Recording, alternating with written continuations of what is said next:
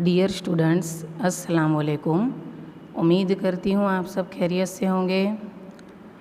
गुजराती में हमने first semester complete कर लिया है। उम्मीद करती हूँ हमने फ़र्स्ट सेमेस्टर में जितने भी लेसन और पोएम समझे हैं वो आपको अच्छे से समझ में आ गए होंगे। इसका होमवर्क भी आपने कंप्लीट कर लिया होगा। अब आज हम जो भी लेसन और पोएम हमने समझे थे, आज एक बार हम उनका रिवीज़न करेंगे। तो मैंने जैसे आपको पहले बताया था कि अक्सर एग्ज़ाम में आपको 1 या 2 मार्क्स के प्रश्न पूछे जाते हैं, जिसमें जो जोड़ का जोड़ो वाला पहला प्रश्न होता है उसमें अक्सर कृति, कर्ता और साहित्य प्रकार इसके जोड़ के जोड़ने होते हैं। तो कृति यानी पाठ यानी काव्य। कृति का अर्थ होता है उसके अंदर किसका शुमार होगा, पाठ और काव्य यानी कि सबक और नज़म का। तो उसके नाम के सामने हमें जोड़ने के लिए 2 ऑप्शन मतलब के पूछे जाते हैं। या तो उसके सामने उसके कर्ता का नाम होगा यानी उसके लेखक या कवि का नाम, या फिर उसका साहित्य प्रकार होगा। तो कृति के सामने अगर उसके कर्ता का नाम हो तो वो हमें सही जोड़ के जोड़ने होंगे, और अगर साहित्य प्रकार होंगे तो वो हमें सही तरीके से जोड़ने होंगे। अक्सर ये 3-4 मार्क्स का पूछा जाता है एग्ज़ाम में। तो आज हम हर जो चैप्टर हमने समझा है उसके कर्ता और साहित्य प्रकार के प्रश्नोत्तर का रिवीजन करेंगे। तो आगे बढ़ते हुए देखते हैं पुनरावर्तन प्रश्नोत्तरी, जो आपने अपने गूगल फॉर्म में भी की ही है, लेकिन एक बार इसका रिवीजन कर लेते हैं। तो आप सब तैयार हैं? शुरू करते हैं। नीचे ना प्रश्नों ना एक वाक्य में उत्तर आपो। 1 मार्क्स में पूछे जाने वाले सवाल जवाब है जो आपको अपनी नोट में भी लिख लेने हैं और वैकेशन में याद भी कर लेने हैं। प्रश्न 1, छप्पा काव्यना कविનું नाम जणाओ।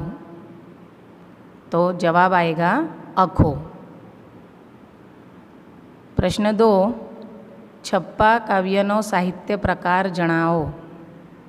तो इसका भी आंसर आएगा छप्पा, मतलब जो काव्य का नाम है वही उसका साहित्य प्रकार भी है। छप्पा यानी जो 6 पद वाला पंक्तियों का होता है काव्य, उसे छप्पा कहते हैं। तो ये आपको याद रखना है। हर एक काव्य और पाठ के लेखक और कवि का नाम और उसका साहित्य प्रकार हम एक के बाद एक देखेंगे, जो आपको अपनी नोट में भी लिख लेना है और याद भी कर लेना है। प्रश्न 3, परोपकारी मनुष्य कृतिना लेखकનું नाम जणाओ। तो परोपकारी मनुष्य के लेखक कौन है? विद्या गौरी नीलकंठ। प्रश्न 4, परोपकारी मनुष्य कृतिनो साहित्य प्रकार जणाओ। तो ये एक हास्य निबंध है।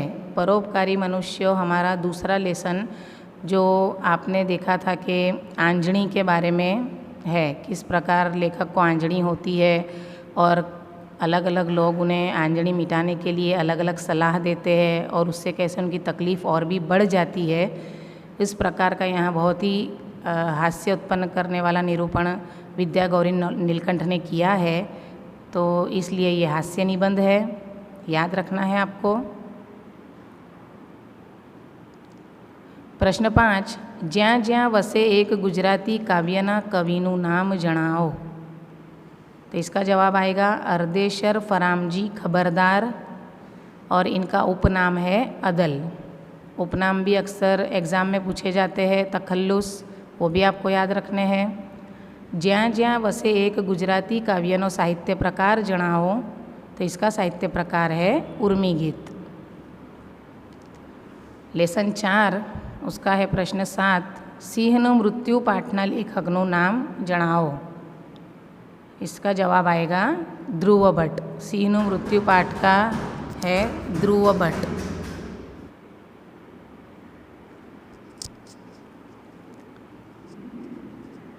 इसका जवाब है ध्रुव भट्ट। प्रश्न 8, સિંહનું મૃત્યુ પાઠનો સાહિત્ય પ્રકાર જણાવો। તો સિંહનું મૃत्यु पाठનો साहित्य प्रकार नवलकथा खंड છે। नवलकथा खंड यानी नवलकथा में से लिया गया थोड़ा सा हिस्सा, खंड, अंश, या नवलकथा अंश भी कह सकते हैं या नवलकथा खंड भी। अब ये कौन सी नवलकथा में से लिया गया है, मैंने आपको बताया था, यह अकूपार नवलकथा में से लिया गया नवलकथा खंड है। वो अकूपार नवलकथा का छोटा सा हिस्सा है सिंहનું मृत्यु, वो आपको याद रखना है। प्रश्न 9, तू तारा दिलनो दीवो काव्यना कविનું नाम जणावो। तो इसका आंसर आएगा भोगीलाल गांधी। भोगीलाल गांधी का उपनाम भी हमने देखा था, अगर आपको याद हो तो, उपवासी। भोगीलाल गांधीનું उपनाम उपवासी છે, ये भी आपको याद रखना है। तू तारा दिलनो दीवो काव्यनो साहित्य प्रकार जणावो। तो इसका साहित्य प्रकार है उर्मी काव्य। अगर एक वाक्य में आपको ये प्रश्न पूछे जाते हैं तो आपको पूरे वाक्य में ये आंसर लिखने हैं कि तू तारा दिलनो दीवो काव्यनो साहित्य प्रकार उर्मी काव्य छे। इस प्रकार आपको एक वाक्य में पूरे सेंटेंस में ये जवाब लिखना है, इस बात का ख्याल रखना है। प्रश्न 11, भाषा जाए तो संस्कृति जाए पाठना लेखकનું नाम जणावो। तो भाषा जाए तो संस्कृति जाए पाठना लेखकનું नाम फादर वालेस छे। इस प्रकार आपको लिखना है एग्जाम में। भाषा जाए तो संस्कृति जाए पाठनो साहित्य प्रकार कयो छे? तो भाषा जाए तो संस्कृति जाए पाठनो साहित्य प्रकार निबंध छे।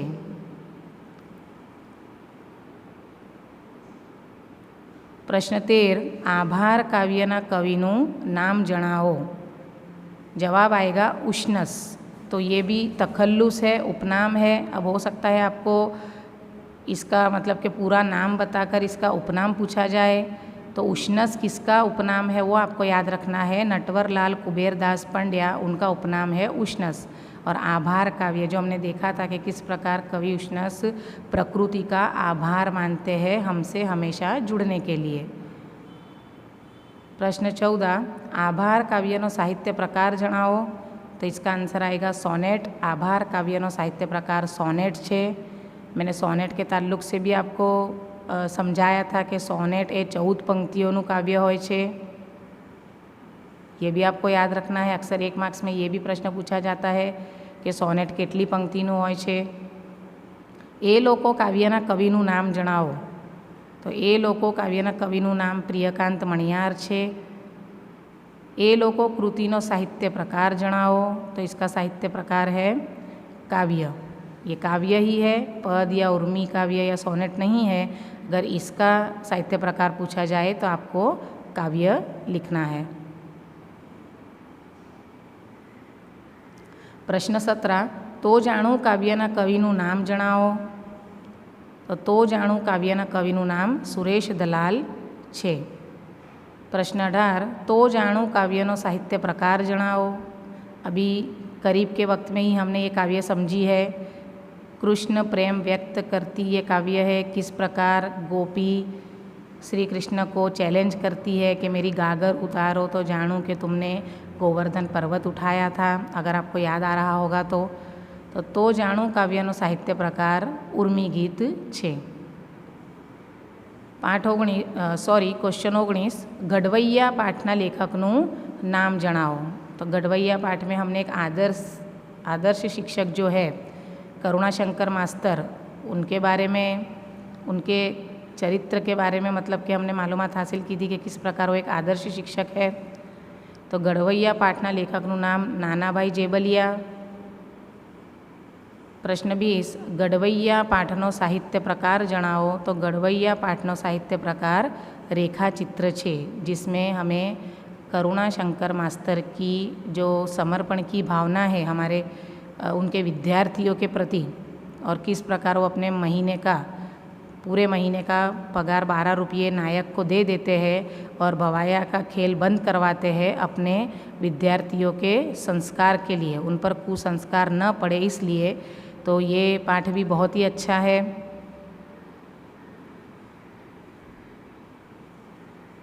वधाराना प्रश्नों, तो अब लेखक, कवि और साहित्य प्रकार के अलावा जो प्रश्न बनते हैं उस पर थोड़ी रोशनी डाल लेते हैं। प्रश्न 21, मध्यकालीन गुजराती साहित्य में ज्ञानना गरवा वडला तरीके कौन जाણીતું છે? ये प्रश्न भी अक्सर एक वाक्य में आता है। ये हमारा जो काव्य एक छप्पा है उसका प्रश्न है। तो मध्यकालीन गुजराती साहित्यમાં જ્ઞાનના ગરવા વડલા તરીકે अखाનું नाम जाણીતું છે या अखो जाણીતો છે, ऐसा आपको लिखना है।